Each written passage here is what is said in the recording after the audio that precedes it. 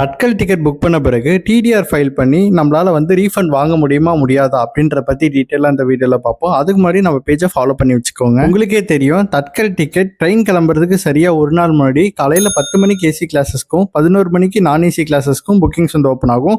Open ஆன ஒரு நிமிஷத்துலேயே டிக்கெட் ஃபுல்லாக காலியாயிரும். ஸோ எமர்ஜென்சியாக போகணுன்றவங்க தட்கல் டிக்கெட் ட்ரை பண்ணுவாங்க. இப்போ தட்கல் கன்ஃபார்ம்டு டிக்கெட்டை நான் கேன்சல் பண்ணுறேன் அப்படின்னா எனக்கு ரீஃபண்ட் வருமானு கேட்டிங்கன்னா கண்டிப்பாக ரீஃபண்ட் வராது.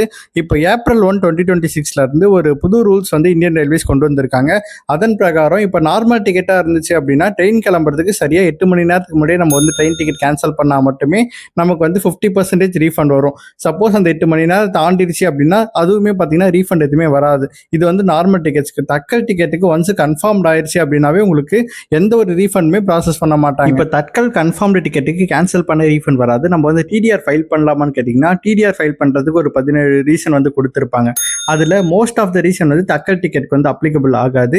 இப்போ ஃபார் எக்ஸாம்பிளுக்கு இப்போ ட்ரெயின் 3 மணி நேரத்துக்கு மேலே டிலே ஆகுது, அதாவது ட்ரெயின் ரிலேட்டட் ஏதாவது பிரச்சனை இருந்துச்சு அப்படின்னா நீங்கள் டிடிஆர் ஃபைல் பண்ணி நீங்கள் நார்மல் டிக்கெட்டாக இருந்தாலும் சரி தட்கல் டிக்கெட்டாக இருந்தாலும் சரி டிடிஆர் ஃபைல் பண்ணி உங்களோட ரீஃபண்ட் வாங்கிக்கலாம். But most of the reason Tatkal ticket பார்த்தீங்கன்னா அப்ளிகபிள் கிடையாது. டிடிஆர் நம்ம ஃபைல் பண்ண முடியாது. ஸோ தட்கல் டிக்கெட் புக் பண்ணுறவங்க இந்த விஷயத்தை மறக்காம தெரிஞ்சு வச்சுக்கோங்க. அண்ட் தட்கல் டிக்கெட் அதிகமாக போகிறவங்களுக்கு இந்த வீடியோ ஷேர் பண்ணி வச்சிருங்க. மேலும் இந்த மாதிரி நிறையா ட்ரெயின் ரிலேட்டட் அப்டேட்ஸ்லாம் உங்களுக்கு வேணும் அப்படின்னா நம்ம சேனலை சப்ஸ்கிரைப் பண்ணி வச்சுக்கோங்க. அப்படியே நம்ம இன்ஸ்டாகிராம் அண்ட் ஃபேஸ்புக் பேஜை ஃபாலோ பண்ணி வச்சுக்கோங்க.